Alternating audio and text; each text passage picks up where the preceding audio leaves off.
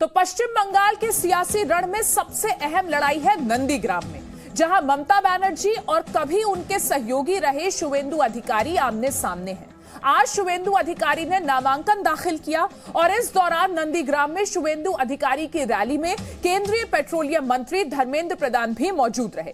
केंद्रीय पेट्रोलियम मंत्री धर्मेंद्र प्रधान ने जी न्यूज से खास बातचीत में यह दावा किया कि 2 मई के बाद बंगाल में बीजेपी की सरकार बनेगी। इसमें कोई संदेह नहीं है, कोई शक नहीं है। उन्होंने कहा, ममता दीदी की सरकार पिछले 10 साल में कुछ नहीं कर पाई है और बीजेपी सरकार बनाकर बंगाल को सोनार बांग्ला बनाएगी।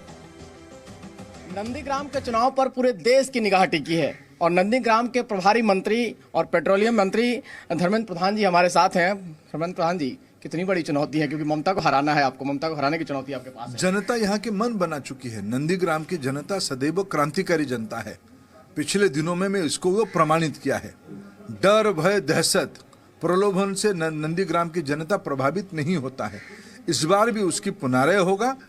हमारे प्रार्थी शुभेंदु अधिकारी अच्छे मतों से, एक रिकॉर्ड मतों से जीत के जाएंगे, इसमें कोई संदेह नहीं है। दीवार में स्पष्ट लिखा हुआ दिख रहा है। वहाँ कहा जाता है कि चूंकि पोलराइजेशन होने की बात होती है, 30% आबादी मुस्लिम है, 70% हिंदू है, इसलिए ममता बनर्जी टेंपल रन कर रही थी। आपने देखा हो दिन लगातार, एक दिन पहले नॉमिनेशन से पहले भी मंदिर, नॉमिनेशन के दिन भी मंदिर, और मंदिर जाते जाते उनको चोट भी लग गई।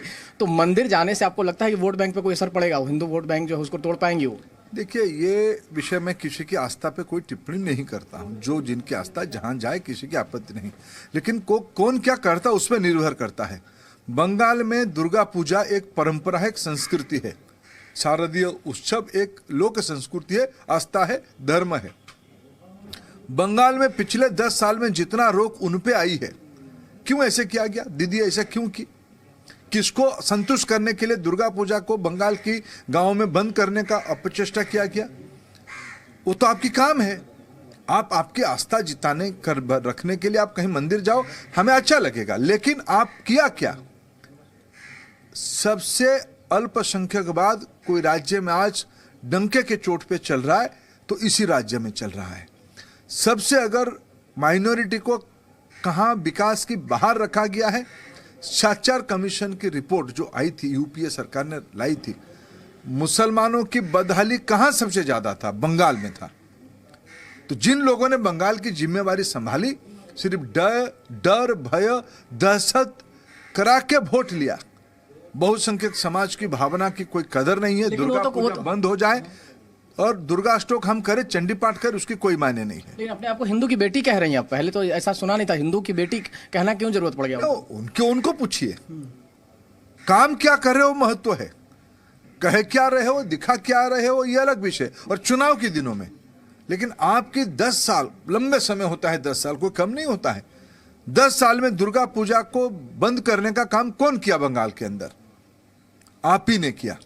आपको लोग भूल जाएंगे, ऐसे लोग मानते हैं आप? धर्मेंद्र जी, ममता जी को चोट लगी है, उनके पार्टी के नेता आज चुनाव आयोग में भी जा रहे हैं शिकायत करने, लेकिन साथ साथ वो ये कह रहे हैं कि प्रधानमंत्री अमित शाह ने उनका ख्याल ही नहीं किया, एक बार ट्वीट करके या फोन करके हाल भी नहीं पूछा। इस बात का आरोप लगा रहे हैं प्रधानमंत्री पर अमित शाह। देखिए, ये विषय पे इस प्रकार की कोई अनावश्यक विवाद पे टिप्पणी देना मैं उचित नहीं मानता हूँ। सब स्वस्थ रहे, सब अच्छे रहे, ये हमारी मत है।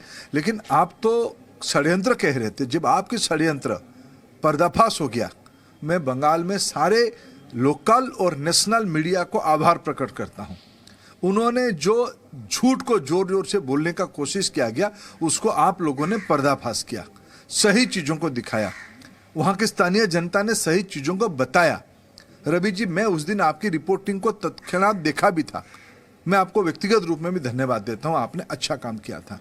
सही सही, गलत गलत हो गया है, लोगों को इस सच का पता चल गया। निर्मल जी, एक और बात है, क्योंकि ममता दीदी ने जो इशू बनाया है, सबसे बड़ा इशू महंगाई लेकर चल रही है। महिलाओं का रोड शो कर रही हैं, आपने देखा है सिलीगुड़ी में उन्होंने किया। सिलेंडर लेके चल रही हैं, कह रही हैं पेट्रोल के दाम बढ़ गए हैं, चूल्हा नहीं, महिलाओं को चूल्हा से उनका संपर्क होता है, उनका चूल्हा नहीं जल पा रहा है। महंगाई को मुद्दा बना रही, इसमें तो आपके लिए बहुत कठिन समय हो जाएगा, क्योंकि महंगाई मुद्दा बनेगा तो कहीं ना कहीं आपके खिलाफ जाएगा ये मामला।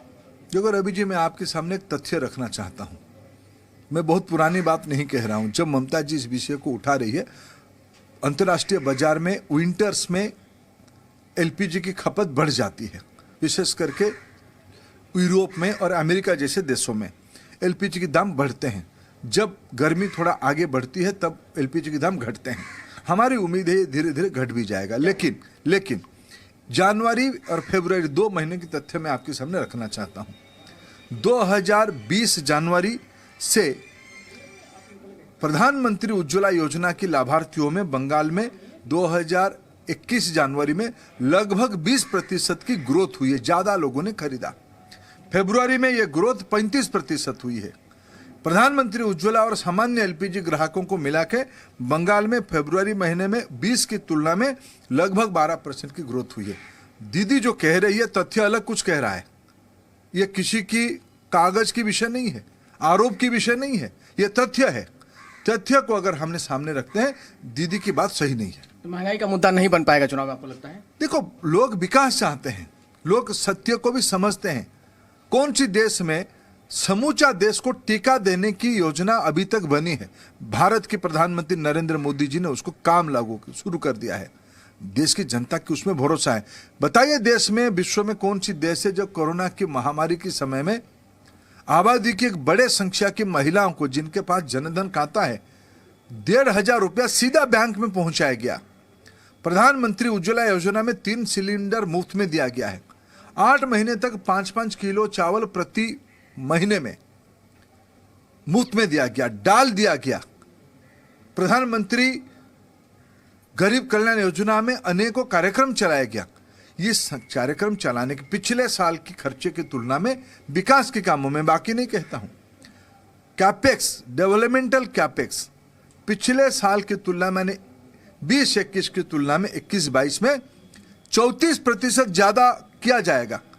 क्या इन दिक्कत की स्थिति के समय में सरकार की खर्चा नहीं बढ़नी चाहिए?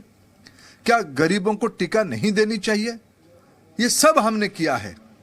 तो क्या नंदीग्राम आप लोग जीत रहे हैं और बंगाल भी जीत रहे हैं? आखिरी सवाल। देखो, बंगाल को तो जीतेंगे, सोनार बंगला बनाया जाएगा, असली परिवर्तन होगा, असल परिवर्तन होगा। नंदीग्राम तो हमने जीता ही है। चलिए, तो नंदीग्राम भी जीतेंगे और बंगाल भी जीतेंगे, ये दावा है धर्मेंद्र प्रधान जी का। Ravi Tripathi, Zee media, Nandigram. Presenting B News app, available on Google Play and App Store. Download it now.